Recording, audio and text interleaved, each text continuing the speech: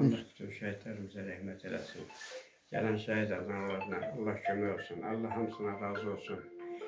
Allah bir daha bizim halka muharebe kısmet eləməsin. Yazar. Amin. Telefon tamam. Böyle bas böyle ses kessin.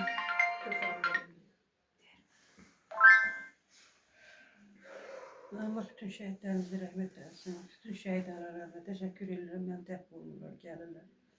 Allah bütün ne diyeyim, şehit ailelerine sabır versin. Balası olanların Allah balasını korusun. Olmayanların da atasına anasına sabır versin. Ömrünü uzun eylesin. Hiç olmazsa ölene kimi onu ziyaret eylesin. Amin.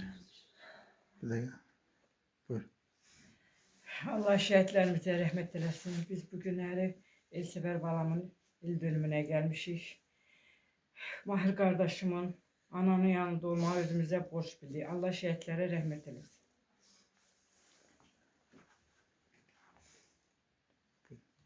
Allah şehitlerimize rahmet eylesin. Yerleri cennet olsun. Elsever balamızın büyün illerimidir. Biz de ananın yanına özümüz gelməyimizi borç bildik. Ananın yanında olaq. Atanın yanında olaq. Allah ata ana sizlere sabır versin. Sözün versin. Allah şehit ata anaların hiçbirimizi ağlımızı başımızdan almasın. Buyur. Bugün İsveç balamızın il dönümüdür. Biz onun ocağına yarışmışıq, evimiz yerindəyik. Allah atasına, anasına səbir versin, balalarını saxlasın. Allah bütün şehitlerimize rahmet eylesin. Gazilerimize can sağlığı versin, ordumuzu korusun, milletimizi korusun. Bir de muharebe deyin şey kısmet olmasın. Hiçbir gören görüp görmeyene de göstermesin. Amin. Buyurun. Allah bütün şehitlerimize rahmet eylesin. Allah anamıza sabır versin. Atamıza da sabır versin. Allah dağlarını olsun.